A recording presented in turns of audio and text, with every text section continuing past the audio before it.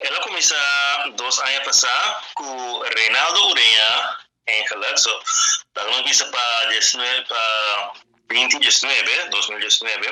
Me estava a dizer ele começar um programa, me inta, maneira de ler esse Corão.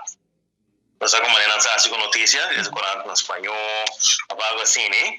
Pero a ideia, aquela dormir, seguro um pariluna, para que nos visa seguro um ano.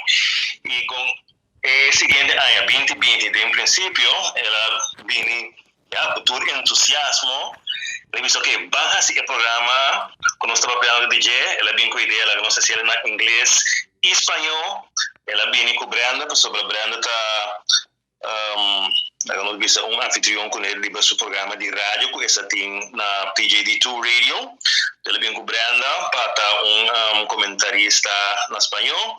Então, é tempo aí, tem prensa só.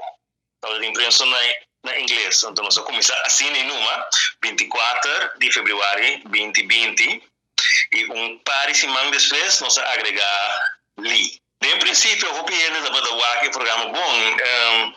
Então, em inglês e em espanhol, o que você está? Pero você, segundo o tempo vai, o formato vira mais gostar. E tem com vários lugares, outros maneiras a começar a adaptar o mesmo formato. Seja na inglês ou espanhol, ou na inglês ou francês, ou dos idiomas de toda maneira. No primeiro lugar, me publica aqui na Dutch Caribbean TV com a nossa oportunidade de ter programa na Dutch Caribbean TV. Me agradeci tudo e televidente de TV Caribe, sobre me apreciamos já com nanta clamar rondo mundo, Holanda, América, Inglaterra, Canadá, e não somente online, pero na diferente companhia de cabo que tem no mundo. Eta mais gostar e me apreciar isso aqui e me estou contente com tudo gente está gostando do que nós estamos fazendo sobre está para mostrar nossa ciele.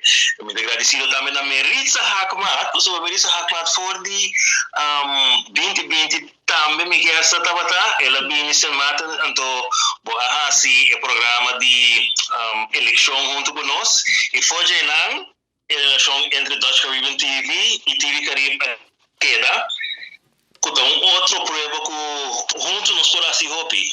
Nós me agradecido na tua e na tua televidente na